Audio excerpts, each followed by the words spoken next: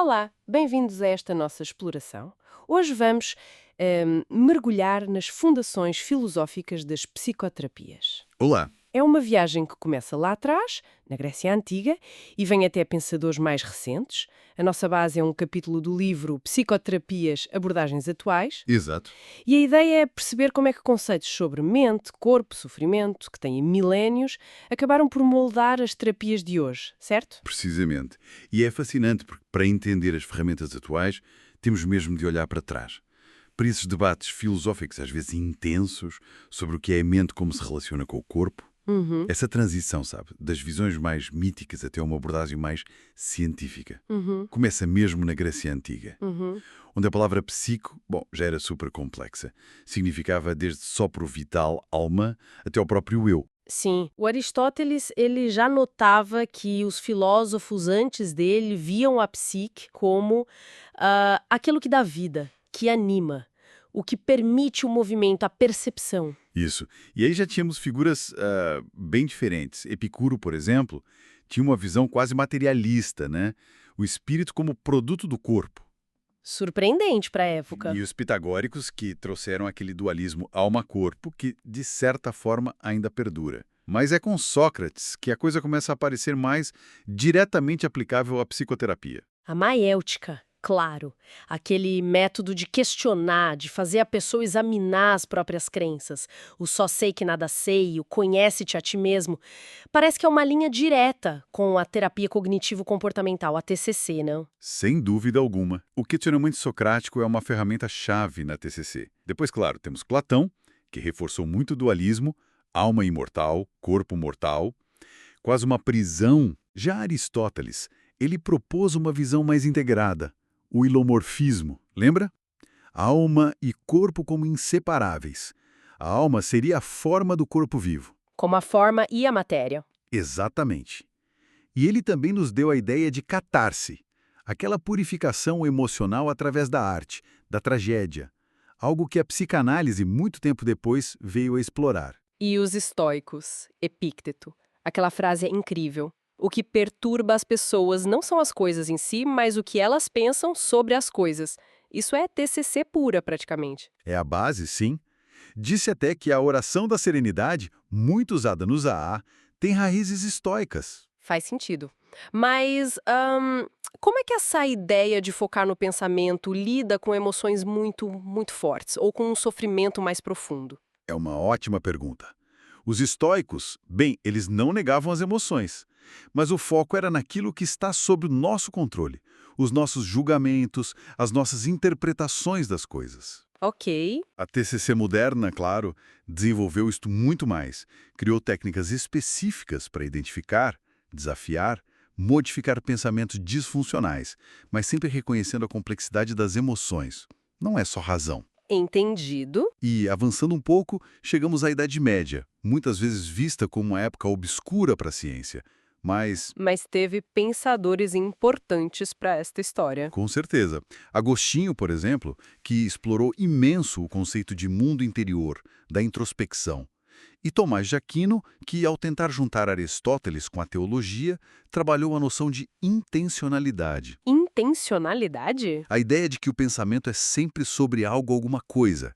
Refere-se a algo fora de si mesmo. Um conceito que séculos mais tarde vai ser central para a fenomenologia. Que interessante. E aí vem a Idade Moderna, Revolução Científica, Descartes. Exato. O penso logo existo. E o seu dualismo, bastante radical. Mente, a res cogitans, a coisa pensante, e corpo, a res extensa, a coisa material extensa. Separados. Bem separados. E isso, apesar de criar o famoso problema da interação mente-corpo, como é que uma coisa não material influencia uma coisa material, paradoxalmente foi libertador. Como assim? Ao separar os dois, permitiu que o corpo fosse estudado como uma máquina, pela ciência nascente, e a mente consciente como um domínio à parte.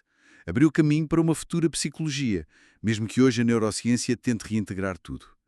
E o racionalismo dele influenciou terapias focadas na lógica, na razão. Mas nem toda a gente concordou com esse foco na razão, pois não? Tivemos os empiristas? Sim, principalmente os empiristas britânicos. O John Locke com a ideia da mente como uma tábula rasa, uma folha em branco que a experiência vai preenchendo.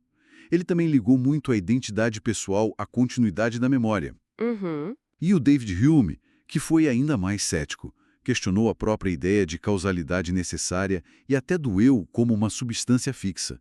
Para ele, a identidade era mais um fluxo de percepções ligado pelo hábito. Uma visão bem diferente. Muito. E estas ideias de que a experiência molda a mente alimentaram depois noções como a da experiência emocional corretiva em terapia, a própria terapia como uma experiência que pode mudar a pessoa. E Kant tentou fazer uma ponte entre racionalismo e empirismo. Exatamente. Kant disse que foi Hume que o despertou do sono dogmático. Ele fez a sua revolução copernicana. A nossa mente não é passiva, ela estrutura ativamente a experiência através de categorias que já trazemos, como espaço, tempo, causalidade. Ah, então nós impomos uma estrutura ao mundo. A nossa experiência do mundo, sim. Mas, atenção, Kant dizia que não podemos conhecer as coisas em si, só os fenómenos, a realidade tal como nos aparece, já filtrada pela nossa mente.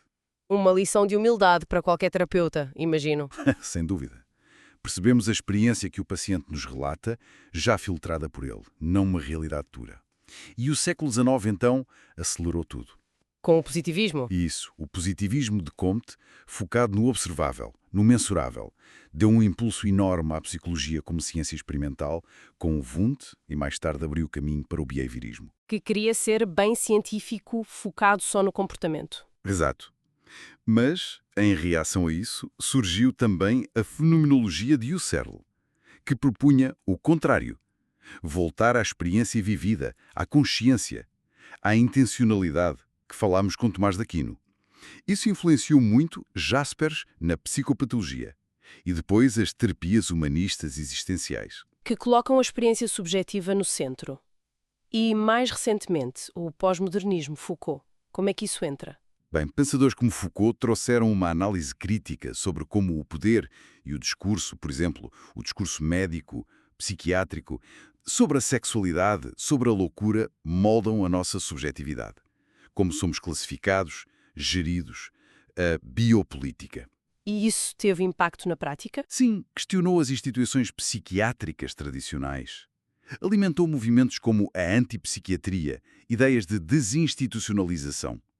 E também reforçou a atenção a fatores que talvez não fossem tão científicos antes, como a relação terapêutica, os chamados fatores comuns que parecem funcionar em diferentes terapias. Ah, e não podemos esquecer aquela longa disputa.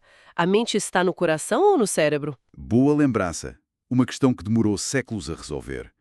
Figuras como Leonardo da Vinci, com os seus estudos anatómicos, e mais tarde médicos como Paul Broca, que localizou funções da linguagem em áreas específicas do cérebro. Isso ajudou a consolidar a visão de que a mente é uma função do cérebro, né? A visão monista? Exato, que é a visão dominante hoje na ciência.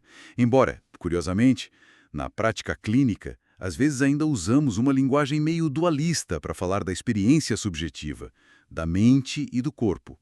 Tem um valor heurístico, ajuda a comunicar. Então, olhando para esse percurso todo, desde a Grécia até Foucault, qual é a grande mensagem que fica? Olha, a grande mensagem é que as principais escolas de psicoterapia que temos hoje, a psicanalítica, a comportamental, a cognitiva, a humanista existencial, elas não surgiram do nada. Uhum. Elas são herdeiras diretas dessas longas tradições filosóficas. Cada uma delas pegou, adaptou, reinterpretou à sua maneira ideias milenares sobre o que é a mente, como conhecemos o mundo e a nós mesmos, por que sofremos e como podemos encontrar algum alívio, alguma cura. É um diálogo contínuo. Uma viagem incrível pelas ideias, sem dúvida. Mostra como a nossa forma de nos entendermos é fruto de séculos de reflexão e debate. Exato. Fica talvez a reflexão final. Será que, mesmo com toda a neurociência e os avanços atuais, as perguntas fundamentais que aqueles filósofos fizeram sobre a natureza da nossa experiência, do nosso sofrimento, não continuam a ser as mais importantes para a psicoterapia? É uma excelente questão para se pensar. Deixamos essa reflexão no ar. Obrigada pela conversa e até à nossa próxima análise. Até à próxima.